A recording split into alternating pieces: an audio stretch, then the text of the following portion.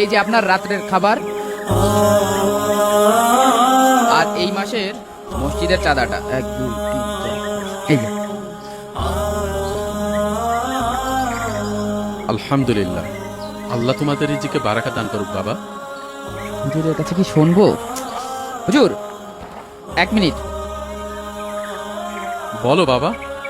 একটা প্রশ্ন ছিল, অনেককে প্রশ্নটা জিজ্ঞাসা করেছি, আসলে কেউই মন মতো উত্তরটা দিতে পারেনি, তাই ভাবলাম আপনাকে একবার জিজ্ঞেস করে দেখি।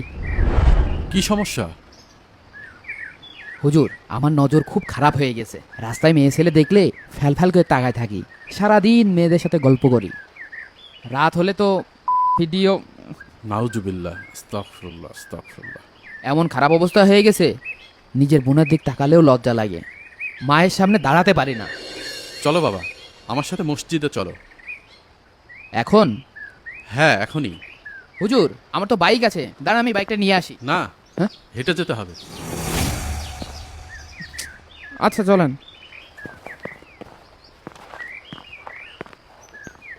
দাঁড়াও, তোমাদের বাসায় গরুর দুধ আছে?